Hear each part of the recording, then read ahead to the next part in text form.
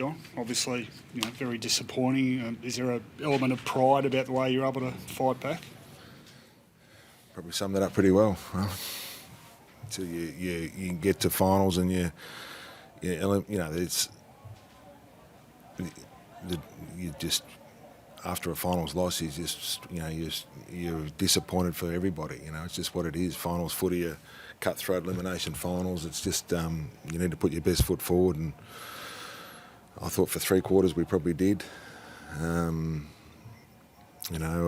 sort of. I thought for 3 quarters tonight, the first quarter I thought we played some good footy, we just didn't kick straight. It was a 1-5, 9-14 for the game, but I thought first quarter was pretty much an even arm wrestle. The second quarter we didn't play very well, and then we finished off really strongly. I don't know what the scoring shots were in the second half, but we finished off really strongly, and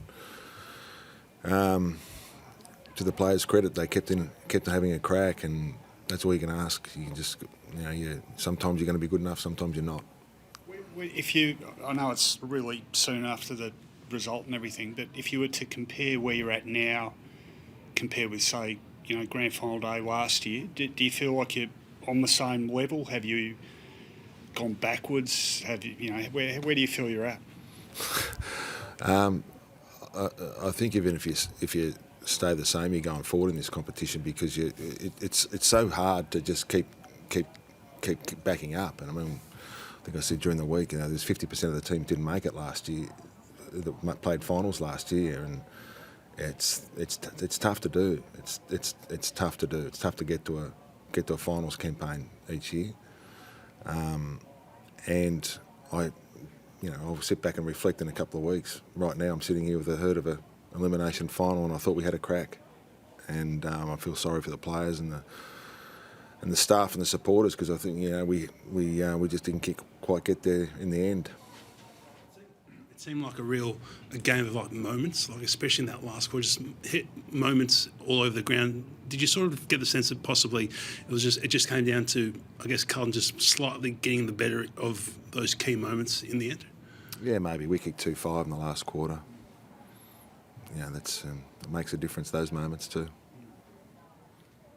Did it just come down to, the second quarter, obviously they got on top to some extent, but did it come just down, do you think, just to goal kicking in the end? Look, the second quarter they got on top. I think that, we need to make better of our chances. We suffered a bit from that last week as well. We're good at it for quite a while this year, and then the last couple of weeks it's been costly. It's an important stat in footy. Speak to Lee Matthews.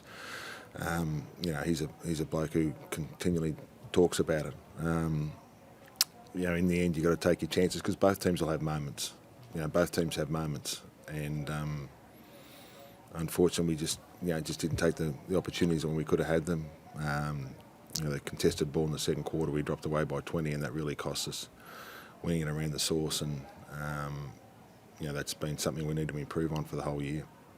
What was your view on the goal review, John? The score at the end. I didn't. When I'm on the bench, you don't get to see replays like you guys in the media sit up in the press box. You don't get to see it, so I didn't know. I just don't know, and still haven't seen it. Is the technology good enough? Clearly not. Is that one of the, I guess, heading next season, are you hopeful that the technology can get a bit better, given, it's such a big sport now? You'd like to think so. We've been on both sides of the fence, haven't we? Yeah. So you'd like to think so. We spend a fair bit trying to get things right at Clubland. John, do you take a lot of positives out of the fact that it was some of your youngest kids, your Gouldens, your McCartans, your Blakeys, who kind of really kick-started that charge in the second half? Yeah, I just love the way they go about it. Those blokes, I think we had, 12, 24 and under tonight. We're still a young team. We haven't got everything right yet. We're still a young team. There's a lot of blokes out there. I think we had 5 or 6 that were 22 and under. It's still a building group. We'll lose Hick, but they're young. They're young, and they're learning tough lessons. At least they're learning them in finals. Pretty happy with McLean tonight. Yeah, he was terrific. He took some big contested marks in finals to be able to stand up like he did and clunk a few forward to 50. He was enormous there a few times. You know, you need that. You know, his ability to be able to do that was huge, and gave us a chance, helped us get momentum at certain times of the game because we got ground position, and that made a big difference. So do you feel it is a young list now? Do you feel like there's enough there to, you know, keep having a good crack next year? We'll need to get better. We always need to. You always need to get better, and we'll do what we can to get better.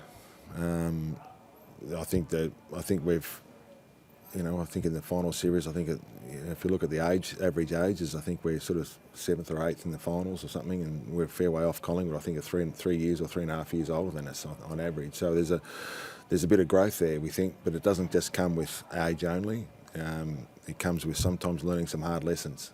I was there as a player, learnt some hard lessons in the 90s, in the early 90s, some real tough ones, some real heartache, and you can talk about it and try and share your experiences, but sometimes the lived experiences are the ones you learn the most out of. And you know, what I'd rather do is try and climb the mountain and fail than never get to the base and just not have a crack at it. So if we fail, or shouldn't call it fail, if it doesn't work, or we don't try and get over the top and we don't end up succeeding, we get up next week and try again.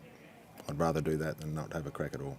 John, looking ahead to October, how aggressive will you be in the trade period? I don't know yet. We'll sit back and have a look at it, see what we need to do to get better. I think over the last 10 years we've probably had the least amount of traded players into our club, of any club. I think our young players have been fantastic because they've come through the system and been enormous. We'll see what happens in the next few weeks.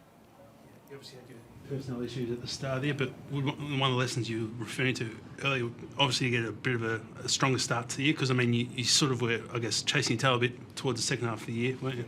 Yeah, I mean, I think everyone,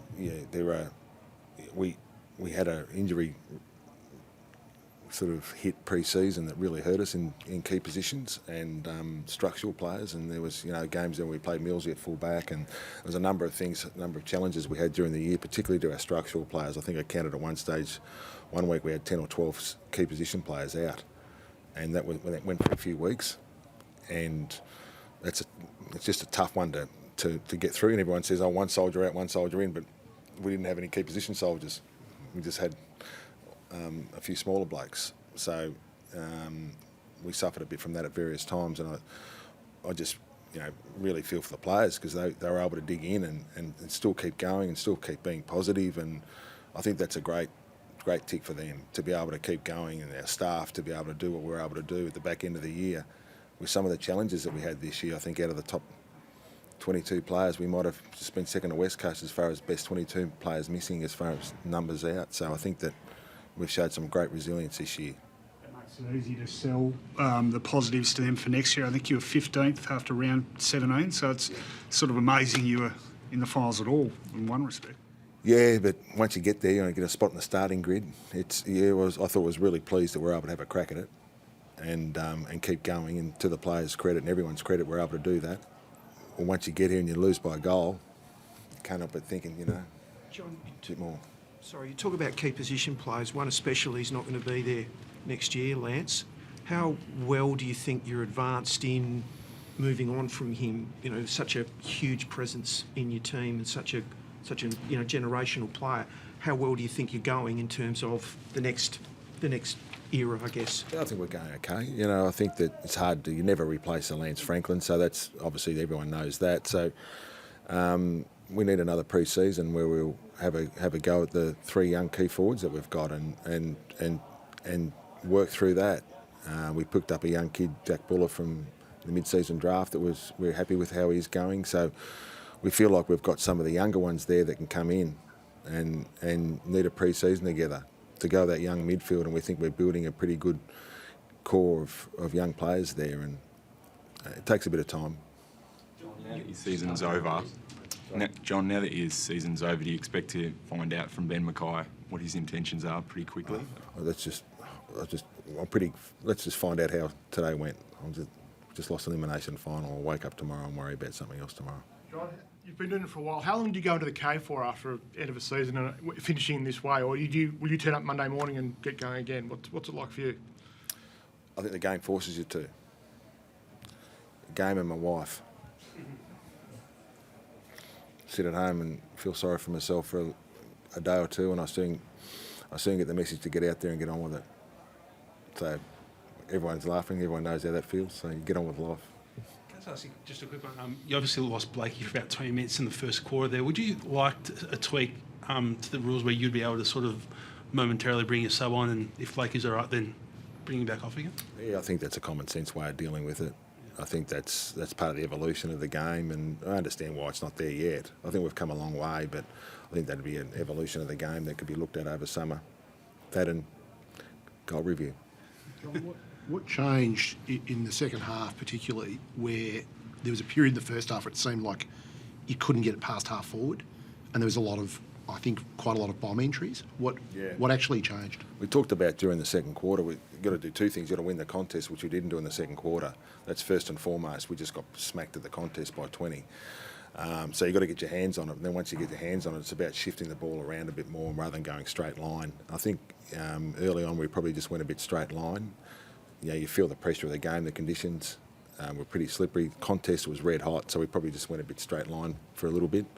And the second half we're able to, we talked about that during the game, but the second half we're able to adjust. It's easy for us to say it. It's just one thing to be able to go out and execute, and I thought the second half we're able to just shift the ball a little bit better, not go so straight line and just so straightforward. And I think we got the results out of that in the second half. John, do you expect to retain your coaching panel? Don Pike and Dean Cox have been linked to other roles. Do you hope to have them there next year? Hope so. Once again, boys, it's just after elimination final, I'll take a deep breath and see how it is tomorrow. But I'm blessed with great staff right through our footy department, and it's not an easy thing to do to get them to Sydney. So when they come to Sydney, I like to keep them, and we're very fortunate. We've got great coaching staff. Thanks, guys. Thanks, guys.